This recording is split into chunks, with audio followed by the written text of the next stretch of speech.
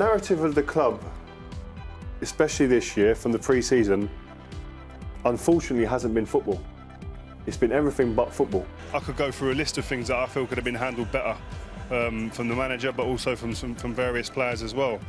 But I think one thing that has to remain key and has to be the poignant fact in this whole matter is that the club is more important than anyone. We've been in change rooms where there have been fights, things thrown, people arguing, etc. You come outside, you know the cameras are there, you shut up. So Alex Ferguson would have just ironed it out. You saw players stepped out of line in these eyes, they're gone. Whether it's they're in their prime, they were gone. David Beckham, Yap Stam, Roy Keane. If that continues, it'll be one of the worst seasons in history at the club. So someone's got to make a decision right now, bang, this is what happens. Paul Pogba starts. Yeah? Oh, yeah.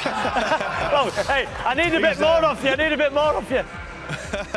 He's £90 million worth, he should be starting. I saw a clip on social media with Pogba when he was in the French squad. He wasn't wearing the armband, but the rousing speech that he gave before they went out, or at half-time, was that of a captain.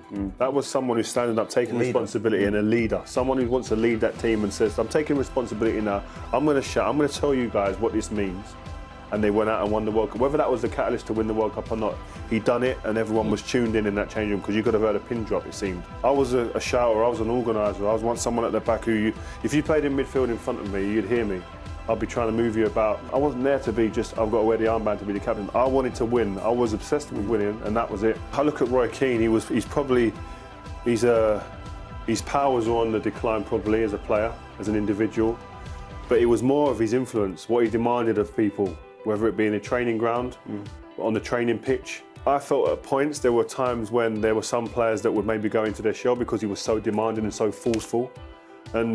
But then there were some players that would get more out of him. I was probably one of them that I'd go, okay, I'm going to show you if he shouted at me, or I'd have an argue back, but we'd get to a place where he got what he wanted. If someone said to me, in training, let alone in a match, you didn't work as hard as you can do today, you're not putting it in, I would be mortified. I'd be sitting there, going home, looking at me thinking, I'm cheating myself. I'm not even cheating, I'm cheating my teammates. I'm cheating the people that pay my wages. I think it's a disgrace for someone to be able to sit there and call you out for your work ethic. That, as a football player, as an athlete. Went to QPR and for the first couple of weeks I heard a lot of players talking about money. The same players, but a lot of them talking about cash. Really? Yeah. Rather than winning games of football? Yeah, because we were losing every week.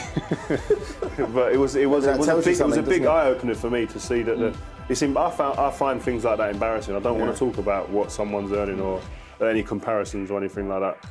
You're there to improve as players, as individuals and as a team, and that should be at the forefront of your mind.